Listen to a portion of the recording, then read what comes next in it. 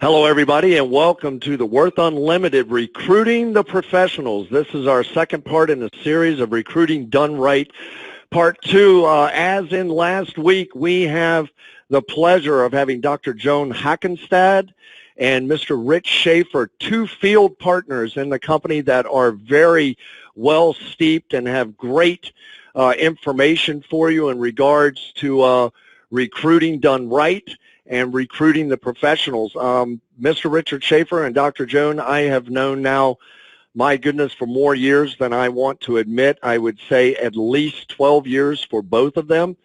They are both consummate professionals. They both have businesses that they have birthed in multiple areas: mortgage, insurance, network businesses, multiple properties, real estate. The list goes on and on and on. These are two individuals that know what they're talking about. That's why they're on this call, and that's why we selected them. And just thank you to Dr. Joan and to Richard in advance for taking their time out of their busy schedules in order to do this presentation and this webinar for you all tonight. So without any further delay, I want to turn the time over to Mr. Richard Schaefer and and Dr. Joan Hackenstad. Thank you, Mac. I really appreciate that. I hope you can hear me loud and clear. I really appreciate the opportunity to follow up on this call. We've gotten such great support and feedback from the initial call, the first portion that we did last week, and Joan and I wanted to have the opportunity to be able to get a little bit more in depth into this topic. I wouldn't have missed it. I was actually flying back today and booked my flight to come back early enough because I just didn't want to miss this. I think two things that inspire me most about this particular topic, and I want to disclaim in advance something that we had talked about last night, is that, and this is in no way a slight or disrespect to any sort of other business opportunity, right? So whether it's a traditional network-based business or not, there are some good companies out there, there's some good products for sure, but we're just not of that sort. We do have the ability to recruit and build and establish leadership and have the benefit of sales management overrides and so forth, but that's really where the similarities end. And you'll begin to see that more and more as we go through a lot of the trainings that we're going to do in upcoming weeks. But the reason that's relevant here is because many companies, it's difficult for most people to become truly successful because they're not necessarily predisposed to be big recruiters. Now, an interesting truth in a lot of businesses, and you find in, let's say, traditional network businesses per se, that one of the reasons that people have such a difficult time gaining traction is because once they burn out of their warm market, if you will, their family and friends, they're sort of out of business. Now, most people aren't necessarily natural-born salespeople, but if they're passionate about something, that passion shines through, and they're able to have a lot of positive influence on people that know them. But the challenge is most people aren't naturally recruiters or builders or trainers or leaders per se, and that's a hard thing to just overcome with sheer emotion. So they go to the people they know, and oftentimes the reason that it's so problematic is because if they don't recruit large numbers of people because of auto ship and product-based companies, they can't make enough money to survive. And so they're forced, if you will, to have to be big recruiters. And that is really the Achilles of many of these opportunities, and only a handful of people really have a chance to rise to those top levels. Well, we recognize a lot of flaws in that problem or that process, that particular model. And so we're going to talk a little about this interesting subject about not just recruiting, because it's one of my favorite subjects, but again, because we're really recruiting qualified people, individuals with credibility in the client base, right? Anything you want to do in your life, any endeavor, it's obviously important for you to surround yourself around like-minded people. And respectfully, those that are as good or even have greater skill sets or core competency or experiences than yourself. And you can leverage your abilities much more effectively. So I kind of want to open up to a little bit of a recap of something we talked about last week that Joan had went through, and I thought she did such a great job at this. And I want to start with understanding the flow, if you will. A lot of people ask this question, we hear it all the time, you know, what do I say? We're not going to get into the specifics of exactly how to explain our product or the platform of our technology because that's something that's a different conversation. So let's operate on the premise that we already have a strong belief and knowledge and conviction related to what our amazing program does. But this is going to be how you control the recruiting process itself. So first and foremost, you want to be clear on your role. Let's say you're a brand new rep with us. and you've only been with us a week or two or a month, who knows, and you don't have a lot of confidence yet, you don't have a lot of knowledge. So you want to be clear and think about being on a sports team, right? Know your role and use a complementary skill set with your team. So in this particular example, you can do for us what we can't do for you. We can't give you the ambition, we can't give you the drive and the discipline to take action, of course, just like a diet or exercise program. But if you have those basic things, your primary focus is to say, obviously, to contact people you know, you have relationships with, you have credibility with, and you say enough to pique their interest and to create some curiosity. Very, very powerful. One of the temptations is to, as the expression goes, throw up all over them because you're so excited like a new puppy and you want to just tell everybody everything you know. And it's just too much because it took you weeks or months to get to that point, to have the confidence that comes from that kind of passion. So you don't want to overwhelm somebody new in your sphere of influence. You want to stand up again to pique their interest and create some curiosity. So as the first bullet point talks about, well, who do I start with? And Joan did a great job this last week outlining a list of people. And you don't have to have hundreds of people. Make a list of really qualified 10, 15, maybe 20, 25 people that if you were to be in business that you genuinely want to be in business with. They're good, solid people. You feel that they have good character. They're the kind of individuals, quite frankly, in my opinion, you'd invite out to dinner. You'd spend time with, right? I think that's a very important thing. One of the beautiful things about our business is that because we don't make any money to recruit, right? We're not getting paid to recruit people. It allows you to be able to recruit people that you only genuinely believe can be successful, as opposed to as so many opportunities where they can just basically fog a mirror and you represent that you want to recruit them to be successful. But in reality, they're going to buy the product and be on auto ship. Well, it doesn't work that way with us. We don't force people to buy the product. Obviously, we hope they see the value and they would want to, but we don't make any money to recruit them. So you want to make sure you're really clear on how to open up that dialogue and who you want to qualify to start with. The 15-second commercial. This has got to be personalized to you. Make it something that stands out. There's a lot of different things we could share. Joan's got some great ideas in this. Mac has shared a number of great things. But one of the things that I say is, what would it be like? Imagine what your life would be like if you literally no longer had any debt. What kind of opportunities could that open up to you and your family? How would that change the entire focus of your future? Or imagine being able to build equity faster even in a down or declining market, regardless of what's going on economically. You want to build rapport, right? This is always one of the most important things. You want to have commonality. You've got to have like-minded interests and things of that nature. We talked about FORM. That stands for family, occupation, relationship, and message. If you forget what to say and you have one of those little moments where you're a little tongue-tied, just remember FORM. Communicate about the basic things. These are people you already know. You should have a relationship with them. So talk a little bit. Don't be disingenuous. Don't make it that it's a call just about filler information. I think it's important that you get to the point where you say, well, do you have a minute to talk business? I think it's important that you disclaim it that way so it doesn't seem that it was insincere in any way. And you focus on what's going on with your occupation these days. Is it going well for you? Do you keep your ear to the ground for an opportunity? Would you ever consider a career change if the situation was right? And then you talk, obviously, about these other standpoints, right? You're going to talk about things related to, relationships and, of course, the message, the message of what it is that you want to talk about. And again, we'll have different subjects. We'll get into that specific part of the detail. You're going to want to ask questions. Now, by this, I think this is important to draw people out. One of the things I talked about a minute ago, you might be speaking to a friend. Well, Bill, listen, I know you and your wife bought a house a few years ago, and I'm sure that was exciting, but do you ever feel overwhelmed that it just never seems like it's going to end? Like we just literally accept or concede that we're going to be in debt for the rest of our lives. I like this next point, personal and borrowed stories. I don't want you to take credit for somebody else's story, but obviously a lot of things are going to be internalized. When you can say, I cannot believe what this has done for me. You want to enroll people in the possibility that they see for you, because then you're telling, not selling. Much more authentic, and it resonates much more powerfully with someone. Set an appointment in stone. I don't think we could reinforce this one enough. I joke about this a lot. My business partner gives me so much grief for it, but it's for those of you that are not married and you're in single relationships, dating is quite an extraordinary experience, isn't it, right? And you want to be sure that if you have an interest, that you actually set a specific date. I don't care what it is to do anything in life. It's not actually a plan unless you've got it set in stone. You want to make sure you get that, and you get a commitment from them. Can I count on you to follow through? It seems like basic stuff, but you really want to make sure you don't skip some of those basic steps there. Send videos or a live webinar opportunity meeting. Now, by this, there's a number of videos we have. The two that we have primarily in the back office for your replicated site are incredible. One is about 12 minutes, and one is about 22 minutes.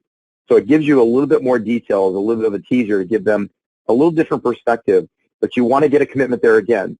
If I sent you something that could genuinely change your life, would you give me the commitment of 10 or 15 minutes to take your time to look at it? Now, most people aren't going to say no to your face right there on the call. So when they say yes, say, when realistically could I expect that you would have the opportunity to do that? So I don't have to bother you before and I can follow up with you. It sounds small, but how many times do you send video links to somebody that they never watch? Live webinars, as we're doing right now, those are very powerful teaching programs. The blog talk that Mac talked about a little bit ago. And of course, opportunity meetings, where we're actually doing briefings or presentations that are live as well. But you want to make sure you set up a follow-up appointment, a second date, if you will, within either later that day or within 2 to 3 days at the most.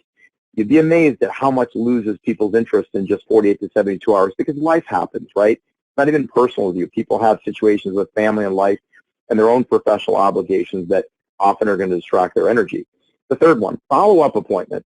Answer their questions. Again, when you've got it set, you want to come from a, what was it that you enjoyed most, or what stood out to you that really changed the way that you felt about what we talked about before? Was there anything that was unclear to you that I can maybe address for you at this point, right? Those are all really important things. Now, the next one I think is honestly my favorite. Do three-way calls. Joan did an incredible job at this last week.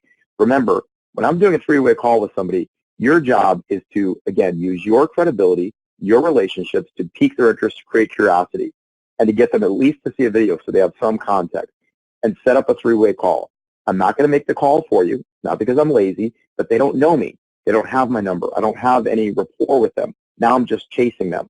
And now you're calling me every day asking me if I got a hold of them yet, and that's never going to be a successful way for us to go about it.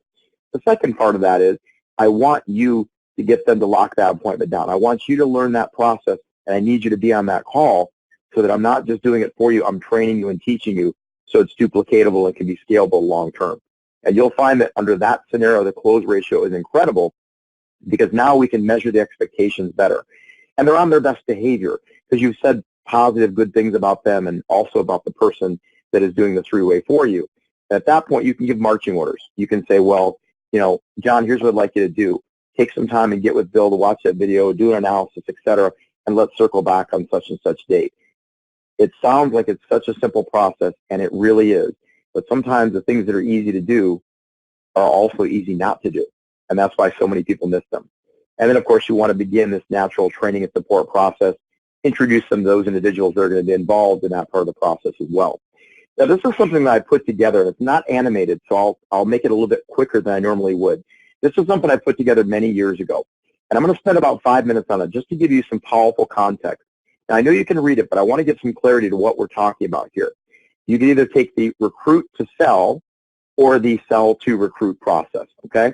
Now, if we take the sales approach first, now, first and foremost, I put this together a number of years ago. In fact, there's some things that are even more extraordinarily pronounced and advanced than we had then. But if you had 10 contacts, we'll just take a small number that's workable. Let's say there's one person, or maybe 10 or 50% of people that just have no money. Meaning by no money, not that they have no debt, because that's most people, but meaning they have no income and they have no job. There's oftentimes that is going to be the case for a certain number of people. And that's probably only really 5% of the population, but I'm going to make it a higher number just for conversation's sake.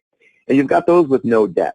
Now, we've got other solutions that we're expanding to be able to address those for future goal planning and so forth. But just for these purposes, let's take those two things as not objections. They're actually conditions, right? They're actually two things that prohibit them from realistically being able to move forward. And we're not trying to put a square peg in a round hole. We're not trying to force everyone to make a purchase that doesn't qualify. That's just not the kind of company we are. But that would leave you with 8 qualified clients. Now, what's very powerful here is that even if you're incredible, I'm just going to use a 50% close ratio, somewhere between 40 and 60%. Now, I'm going to tell you off the record that our experience has been it's more like 70, 80, even 90%, particularly when you go through the right kind of process and use the right kind of GPS selling system that we've been training on. But let's just give it a very simple baseline, in my opinion, worst case scenario, and you've got 4 of those you're going to close, which means 4 people won't buy. The question is, if it's so amazing, why would those 4 people not buy? Well, here's the reasons that prospective clients don't actually purchase.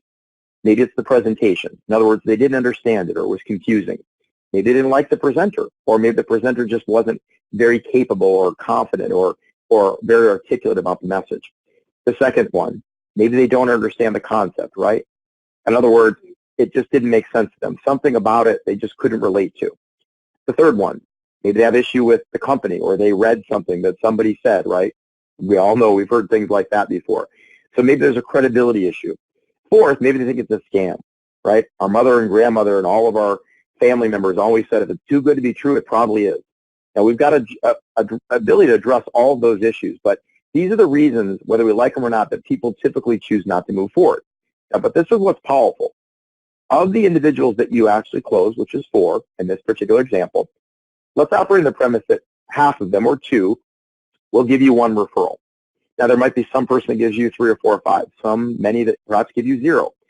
Maybe it's because you're not good at asking for referrals. Maybe it's because people are very close to the cuff and it benefits them, but they're still have trepidation about recommending people they know. We all know how that experience is. So what that means is you're probably going to yield, in this scenario, 6 total sales out of those 10 prospects. Now, that's best case scenario. The reality is it's probably more like 4.5, maybe 5. But I'm going to give you best case scenario taking a sales-based approach. Now, as you can see here, let's look at the recruiting-based approach. 10 people, 10 people, same 10 individuals. But look at this. The no money issue, I put not applicable only because it's very likely that they might not have the money. But part of the reason they're pursuing this business opportunity, whether it's part-time or spare time or full-time, is so they can generate more money. So we're going to be able to address and absolve or mitigate that issue at some point. Number 1, no debt. We'll still let that operate that that's a condition. If they have no debt, again, we're not going to force them to purchase it for the sake of it. Many will because they want to have an understanding and firsthand experience using the device or the platform rather than technology, and they may want to utilize it for other purposes as well. But we're still going to allow that objection or that particular issue to stand. That means you've got 9 qualified clients. And guess what? They will all of those qualified eligible clients will eventually buy the product. If money's the reason, as soon as they make some sales and start getting some traction, they'll end up purchasing it. But notice this. The 4 primary reasons that most individuals choose not to buy from a customer standpoint no longer apply. Well, why?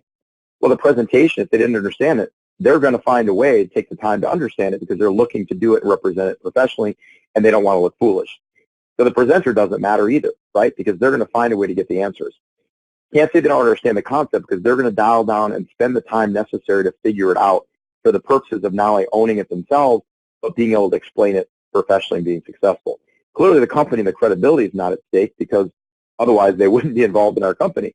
And they certainly don't think it's too good to be true. That's why they're involved and excited about this mission and crusade. But here's where it really gets interesting. Of those 9, every one of them will lead to at least 1 sale. Now, why do I say that? Some might lead you to 0, but some might lead you to 10. So when I say 9 of those will each lead you to 1, that is worst case scenario. Now, on the left, I gave you the best case scenario. On the right, I gave you worst case, which means now you're going to get worst case 18 total sales. That is a 300% better and more effective close ratio than you would get taking a sales approach. Now, this is really powerful. So with that, I'm going to actually turn this over to Joan because I think she's going to do a phenomenal job of segueing to not only how to go through the process, but now taking, or the importance and the value and the benefit of taking a recruit to sell approach. And now the question is, who are the most viable and advantageous people to look to recruit? So Joan, I'm going to turn that over to you. All right, thank you. I appreciate that. And thank you again for having us on the call this week, guys. I'm so excited to be here. Again, talking about one of my favorite topics, and Rich has just done a phenomenal job overviewing the process of recruiting and talking about why it's so important to not just sell to recruit, but really to recruit to sell. We have only the ability to reach out to the people that we know, but as we expand, as we recruit, as we build our team, we can now reach more people. And if our mission truly is to buy back America one family at a time, we truly need to bring on board as many people as we possibly can. So where's the best place to start? I have to tell you, we should all create some form of a target market. And our target markets don't have to be the same. Now, tonight we are going to talk about how to recruit the realtor, how to recruit the mortgage planner, mortgage officer, how to recruit the financial planner, and how to recruit the insurance agent. Those are 4 very common professions that work hand in hand with what we do, because oftentimes the target market aligns. However, if you don't know about real estate, you probably shouldn't start that conversation with the realtor quite yet. Now, after tonight, you'll be better prepared, but your target market should start with the current profession that you're currently working in, or the current hobby that you're currently working in. You know the lingo. You know what makes people tick. You know what's happening in the industry. You know why people would want to become an agent. Why would they want to incorporate that into their business? Remember, there are really 4 main reasons why somebody would become an agent. Number 1, they're looking for a plan B. They want an additional source of revenue. Number 2, they want to replace their current income. Number 3, they want to be part of a crusade. They need to be a part of something bigger, better, and greater than what they are. Or number 4, they may want to enhance their current profession. So tonight what we're really going to look at is how can you become an agent and enhance your current profession. A lot of people, when they're talking and recruiting people, they actually avoid that topic. They don't really talk about how one can enhance their current profession by becoming an agent. And that's really a critical part, because most professionals don't really want a distraction from their current profession. They want to build. They want to make their current profession better. And that's what becoming an agent can do. So whatever your current target market is, I would suggest, and we'll talk about this in just a second, but I would suggest you really brainstorm about how they can enhance their current business. Now, that said, when you are recruiting, one of the most important things that you can do is ask questions. One of the things that's even more important than asking questions is listening to their response. There's an art to asking questions. There's a reason to ask questions. And I firmly believe that you should be practicing the 80-20 rule. Even in your first initial conversation, most people believe that they need to, as Rich said, vomit on people, really give them as much information as they can because they're so excited and they know that they needed that information to move forward. The reality is, though, not everybody's you, and everybody needs different information. So you can't vomit on people. You really need to find out what's important to that person in front of you, and that's what you talk about. As example, it doesn't matter what profession you're speaking with. Ask them. Ask about their specialty in their respective field. Maybe they're a realtor. Maybe their specialty is the buying clients. Maybe they're a buyer's agent. Maybe they're a listing agent. Maybe their specialty is investors. You're going to have a completely different take with somebody that is targeting investors than you would somebody that is a realtor that's representing a buyer or a seller. Maybe they represent banks. Maybe they really concentrate on REOs or bank-owned properties. So you really want to know what their specialty is. What made them get into the field? Again, the profession is irrelevant. That question is critical. That question is going to tell you a lot about how you need to present the worth of opportunity. Let me give you an example. What if you say, gosh, what made you get into this profession? And they say, you're talking to a realtor, and the realtor says, well, you know, gosh, I had some kids, and I wanted to find a profession where I could really be in control of my schedule. I wanted to make sure that I could be home to pick up my kids and help them with their homework after school, and that's why I became a realtor. What did that tell you? That tells you that being their own boss is really important. Being in control of their schedule is absolutely critical. So these are things you're going to highlight when you're actually talking about Worth Unlimited and why they now need to move forward as an agent. What if they said, well, gosh, you know, I became a realtor because I could make some fantastic money? Well, now you know that you need to concentrate a little bit more on the compensation plan. So however they answer the question is telling you exactly what you need to say to help them to guide and move forward. Asking how long they've worked in the field is also a critical question. That will tell you, gosh, if they're a new agent, then you really need to highlight how this can help distinguish themselves from their competition, how this can help really build their business from ground up. If they're an established realtor, an established financial planner, or an established professional, then you can tell them how this will help them go back to their existing database and have an additional source of revenue, how it will give them an opportunity and an excuse to reconnect with that person and maybe get another sale out of it with their current profession. Ask them about how long they've worked. I've already said that. Ask them about their ideal clients. Now, this one sounds kind of like a silly question because a lot of times, especially when we're talking about realtors, loan officers, financial planners, and insurance agents, we typically have the same ideal clients. But sometimes people will surprise you. In fact, a few years ago, I was talking to this financial planner, and I asked him, gosh, who's your ideal target market? Who's your ideal client? And he says, well, gosh, I refuse to work with anybody that has debt. I'm thinking, ding, ding, ding, winner. Unfortunately, though, he was not thinking the same thing. He literally would not work with anybody that had debt. If somebody had a penny of debt, he would not return their phone call. He did not want to talk to them. He wanted nothing to do with them. So he was actually not a good candidate as an agent prospect. So instead of wasting my time and his time, it was better to part ways and move down and move on with things. Now, of course, I said, well, gosh, what about being a strategic alliance and let me refer people to me that has debt? And he said, of course, no, you don't understand. I don't even want to talk to them. I want nothing to do with anybody with debt. I solely work with people without debt.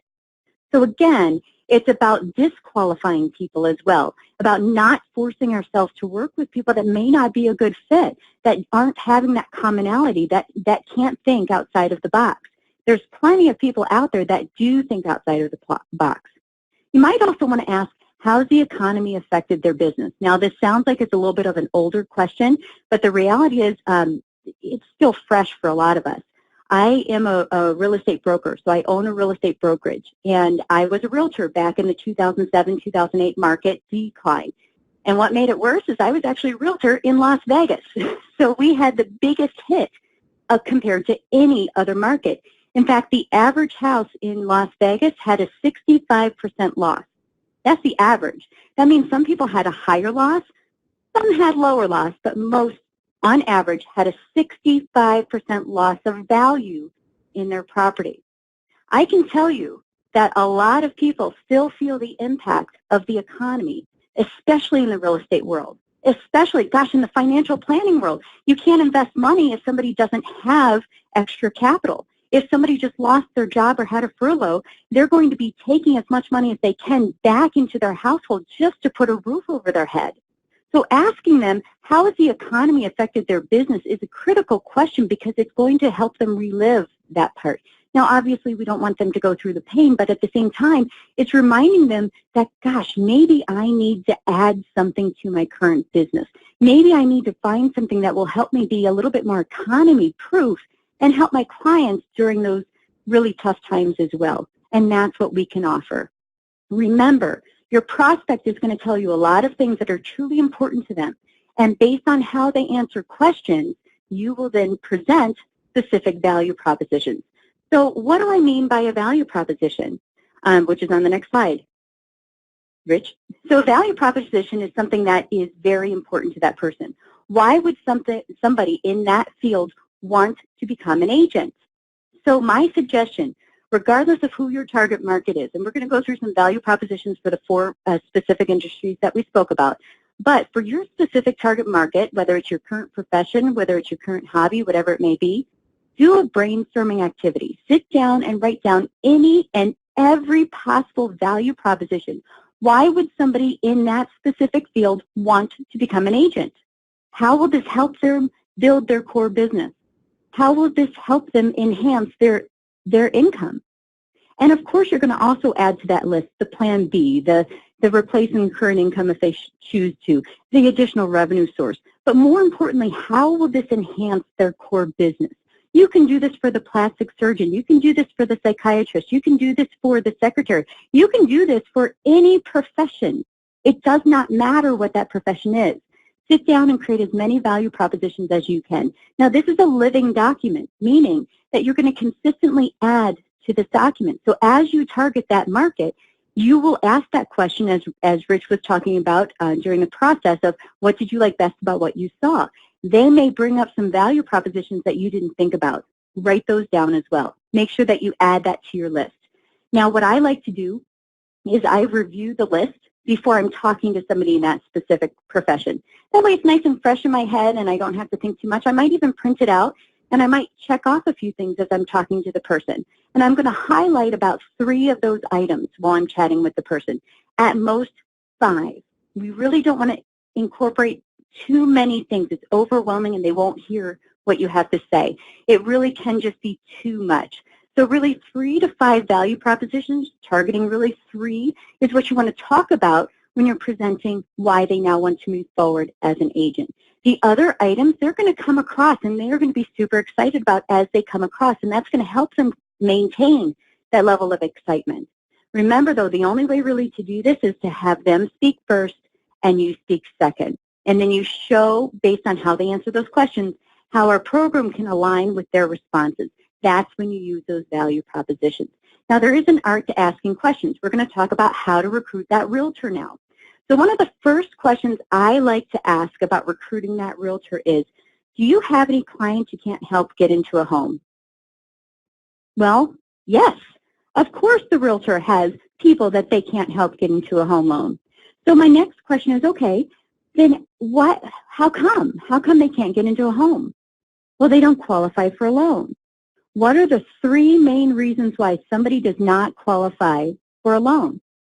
Their debt-to-income ratio is too high, their FICO score is too low, or they don't have enough money for a down payment. Or quite frankly, it might be any combination of those 3. Those 3 reasons are the biggest reasons why people do not qualify for a loan. Now, of course, there's other reasons, but those are the 3 biggest reasons why people don't qualify for a loan. Now, let me ask you, does a realtor make money if the realtor doesn't sell a house? No, I hate to tell you, he or she sure doesn't. Most realtors are commission-based. Now, there's exceptions to every single rule. You'll come across realtors that have some form of base and other structures, but by and large, most realtors are commission-based. So if they have a prospect that they just showed homes to, and that prospect doesn't qualify for a loan, did they make any money? No, that's pretty hardcore, right? They just spent a whole bunch of time helping this person fall in love with a piece of property with their new home, and now they can't help them get into that loan. Now, let's be real. That's how the realtor puts a roof over their head and food on their table. So if they don't make money, guess what? They're a little bit SOL. They're sadly out of luck. They just didn't make any money. Well, what about no client left behind? Can't our program help with that debt-to-income ratio? Can't our program then help with the FICO score? Can our program help them build up access to checking or savings account and build up a balance for that down payment? Absolutely. That's what our program is all about. Our program helps people accelerate the pay down of debt. So by doing that, that decreases their debt-to-income ratio. And by decreasing your debt-to-income ratio, that increases your FICO score. It's a natural, organic response. And again, we can also tell our program that we want to have a certain amount of money in our savings account at all times. And we'll find the fastest way to recruit that money before it tackles debt. So now we've just created a down payment. We are creating clients for that realtor. Again, I call that no client left behind. They can not just sell a home, they can show them a way to pay it off in as little as 1/3 to 1/2 the time. Remember, the national average for moving is every 5 to 7 years. That's the national average for moving. But it's also shown that if people actually build equity quicker, they move more often. In fact, if they build equity quicker, they're going to move every 3 to 5 years. So if they're moving every 3 to 5 years because they built up equity and the realtor helped them build up equity sooner, who are they going to use to sell their house and buy the next one? That's right, the realtor. Again, this is about enhancing and building their core business, not distracting them from their core business. They can distinguish themselves from their competition. Imagine 2 houses side by side. Now, Michigan's not as bad, but back in where I live now, but back in Las Vegas, we have a lot of tract homes. That means that it's the same square footage, it's the same property on the same, probably on the same square footage of a lot. So they're the exact same homes. So imagine 2 houses side by side. They are the exact same house. They're both priced the same way. But one of the listings says, buy this home and the seller will pay for a program that will help you pay it off in as little as 1/3 to 1/2 the time. Is that going to distinguish that listing from its neighbors? You're darn tootin' it is. Absolutely. Who's going to get the phone call? that realtor, now she's building up, or he is building up a bigger database of buyers. She can only sell that house one time, but she can now have more calls coming in, sell it to other properties, and guess what? She could then put it as concessions to the next property. She could put it in the contract that the seller will pay for a program for the price not to exceed $3,800, and that program will help them pay off their new mortgage in as little as 1/3 to 1/2 the time. There's a lot of different ways that we can use this to enhance our core business. It's about distinguishing ourselves from our competition. Remember, many people are still upside down on their properties, and they turn to the realtor and say, gosh, what are my options? I don't want to foreclose. I don't want to have a short sale. What can I do? Well, guess what? The realtor can provide some options. They can be that go-to realtor, that go-to trusted resource, which is what really most realtors want to do. And of course, they can accelerate the growth of equity in the property. They can help pay it off sooner. So that means that that person may move more often. They may also buy more property quicker. They may buy some investment properties. Who are they going to buy it from? The realtor. Maybe they want to buy an investment or a vacation home. Gosh, I live in Michigan. I'd love to have a home in Florida. So if I help somebody get in that position where they could buy that house in Florida, who are they going to turn to? They're going to turn to me. They're going to say, hey, Joan, who do you know down in Florida? Well, guess what? I can make money on that referral too. So there's always options to use this to enhance their core business. Now, loan officers are pretty much the same way. A lot of the similarities for a loan officer is very similar to that of the realtor. So you want to start with the no client left behind and ask them, hey, do you have any clients that you can't help get into a loan? Well, gosh, we just talked about this. We already know that there's 3 main reasons why they can't get into a loan. Pop quiz, you remember what it is? Debt to income ratio, FICO score too high, too low, and not enough money for a down payment. But guess what? The loan officer has a 4th one. 25% of the loan officer's business is typically refinances. Well, if there's no equity in a home, they can't refi. And when that bust happened years ago, guess what? Those loan officers couldn't do 25% of their business. They couldn't refi. Isn't that crazy? So they lost a lot of money. Well, can't we help with that? We can actually help people accelerate the growth of equity in their property. So now they can be positioned to have a refi sooner. They've built equity in their property. Again, it's about no client left behind.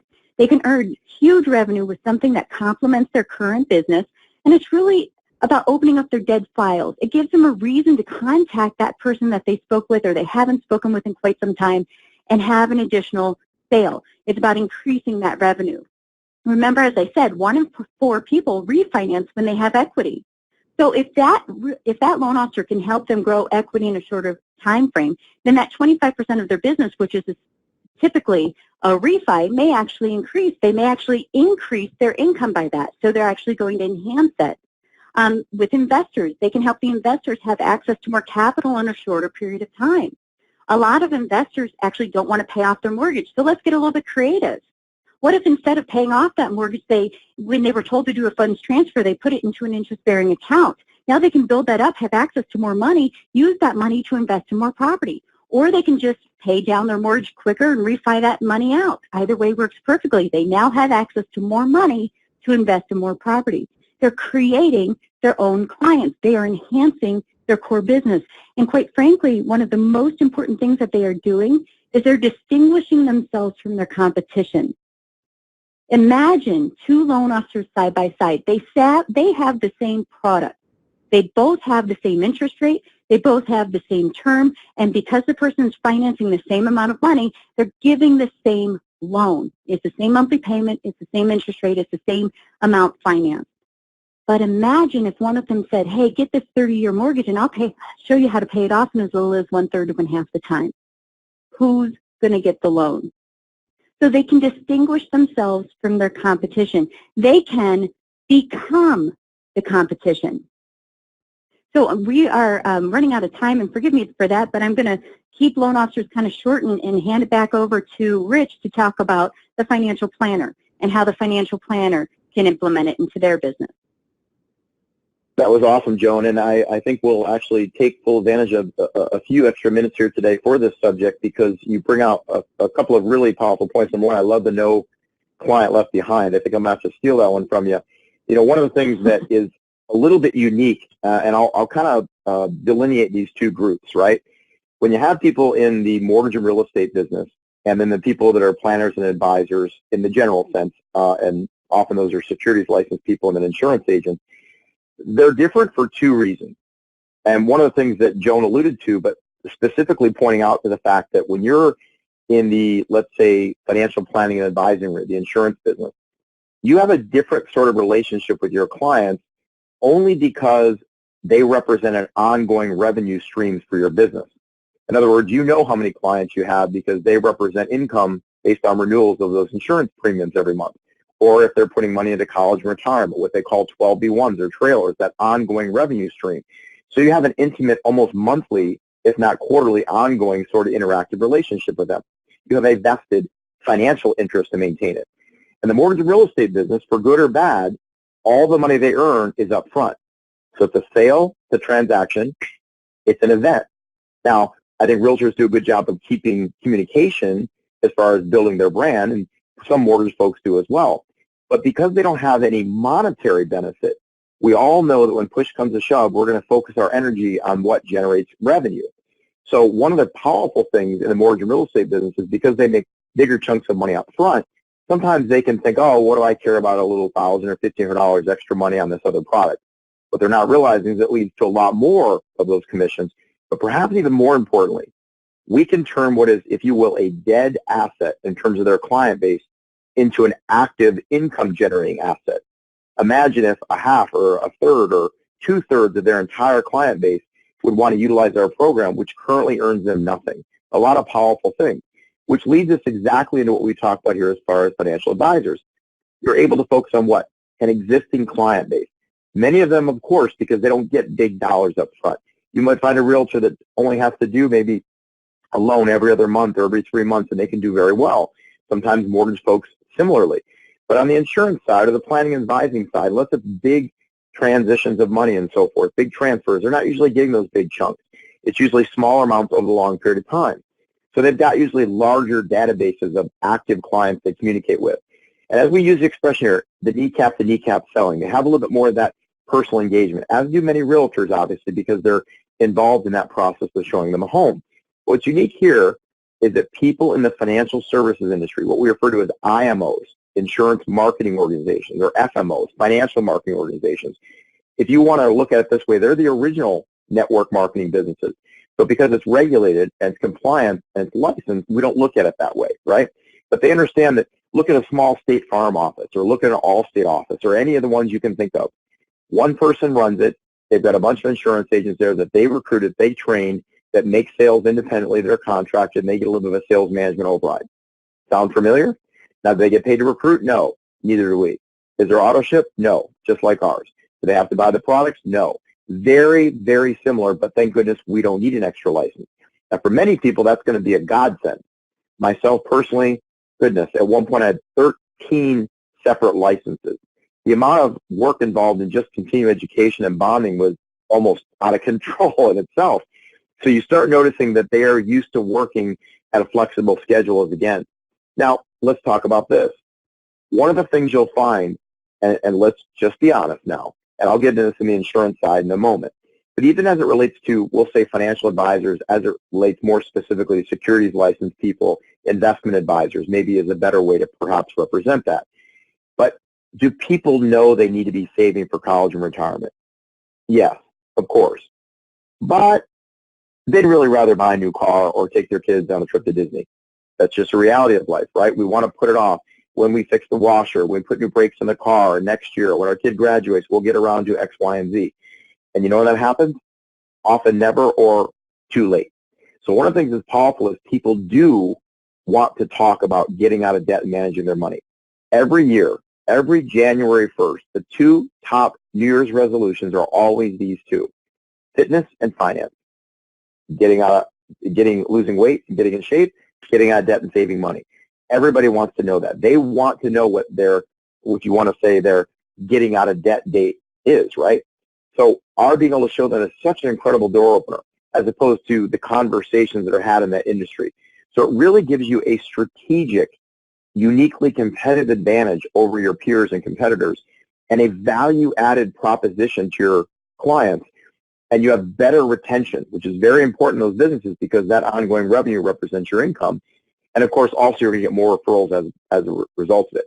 So very, very powerful how to be able to help them dedicate that discretionary income and have a system to do it. Otherwise, you can sit down and go through that incredible financial plan and show them the Rule of 72 and dollar cost averaging and the time value of money, and you're feeling incredible about it. It's all great until, as I alluded to earlier, they see a brand new fancy car on the road a month later, and that whole plan went to pot, or a trip, or whatever the case may be.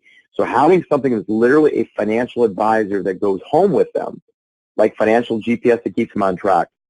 After 30 years in this industry, I can tell you that is probably the single most powerful thing you could ever possibly be able to represent to your clients. So very, very big. Also giving them a better understanding, a barometer, if you will, of the impact, the long and short-term impact of these financial decisions is absolutely incredible, and helping them understand how to be able to build worth or net worth faster, because the number one reason people are not adequately enough insured or properly enough invested is they don't have enough money. And the number one reason for that is they have too much debt. So our ability to attack both simultaneously is absolutely incredible, especially as you start focusing on across the landscape of your clients. On the insurance side, almost all these same things apply. But what you'll notice here is in the insurance space, they're not typically dealing as much in the investment advising side. They might be doing annuities and IULs and things. They're not doing as much on the traditional securities type of business, right? So one of the challenges you have sometimes with people in the securities business is that they have what they call OBAs, which is an outside business arrangement. They have to disclose to their compliance department. And you have the regulatory bodies of SEC and NASD, and there's other ancillary parties involved, which is SIPC and FINRA, and all these other massively regulated entities that do make that sometimes a little bit more challenging for people in that space. But in the insurance space, you don't have as much of that interference. So it's a very, ultimately a perfect fit, because let's be honest, we all know that we need to be properly insured. But we really don't want to talk about that. Why? Because something bad's got to happen to benefit from insurance. You've got to get sick, somebody's got to steal your car, burn your house down, and you got to die. Those aren't generally things most people want to talk about very much. Oftentimes they'll cross the street to avoid talking to you, right? So the reality is they don't have something that people really do want to talk to or talk about. Another powerful thing, many people in the industry, of course, they're getting started for the first time perhaps, but they can't get paid until they're licensed. The ability to have a product like this that is a better door opener that they can actually get paid on is absolutely incredible. I'll say this too as we kind of begin to wrap on this part of the program. We want to be duplicatable. In order to be scalable, you've got to make things duplicatable and transferable. You've got to make sure you've always got somebody working with you. You're always getting your own analysis run. Listen, it's a great expression, but charity begins at home. I was just flying on a flight back from dropping off my little girl on a vacation today, and it resonated with me differently as a father than ever before when a flight attendant says, in the event of an emergency, be sure to help put the mask on yourself first before you help anybody else, because the parent's natural instinct is to do what? The opposite, because otherwise you can't help anybody, including yourself. So that's the most important aspect here, but also your conviction and your confidence level goes up through the roof when you see the power in your own situation.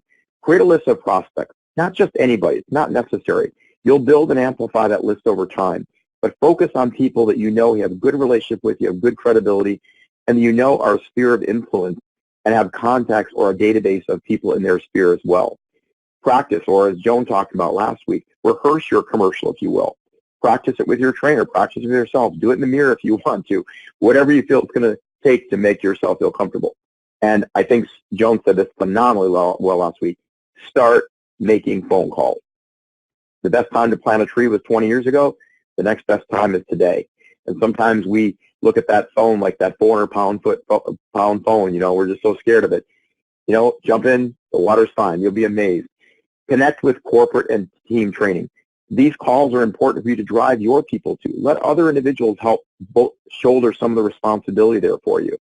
And the same thing with our blog talk calls, which are people of your peers, not even put on by corporate, and a lot of the other live events and so forth. We've got so many tools and resources now that we just really never, ever had before.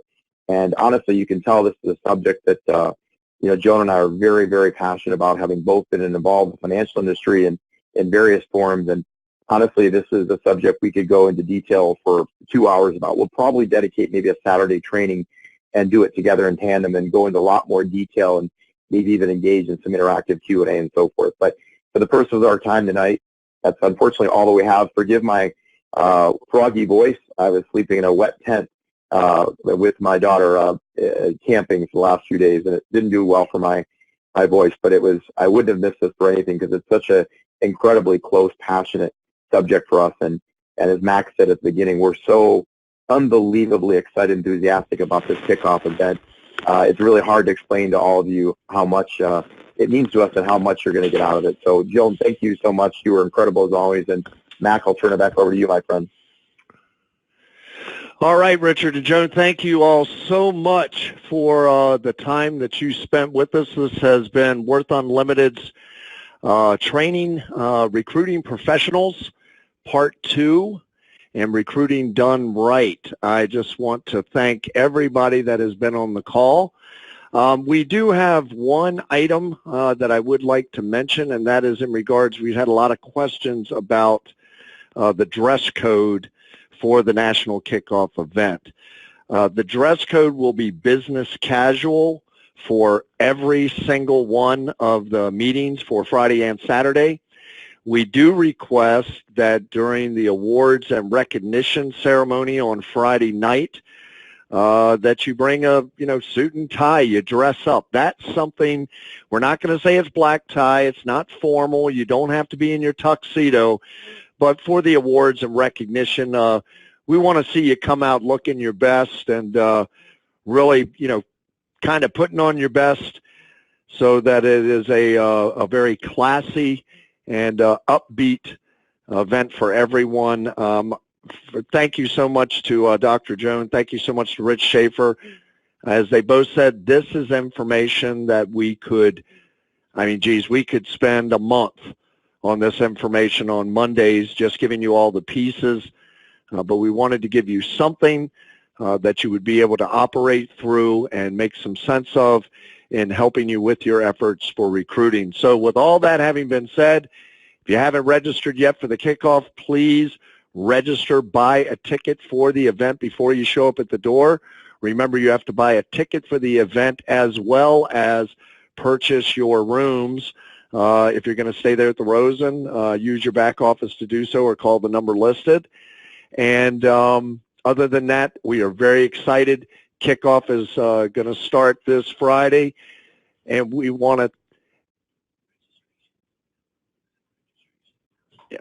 I just had somebody come in and add, we will accept registrations at the door, but please, for our purposes, it will make it so much easier if you go to your agent portal, pre-register, buy your ticket, and register for your room. So with all that having been said, thank you to everyone that's on the call. Thank you to Dr. Joan and Rich Schaefer. And Worth Unlimited, buying America back one family at a time. Let's get out there and do it big. Let's get out there and do it right. But at the very least, let's get out there and do something right now. This is Max Saunders saying bye-bye for now.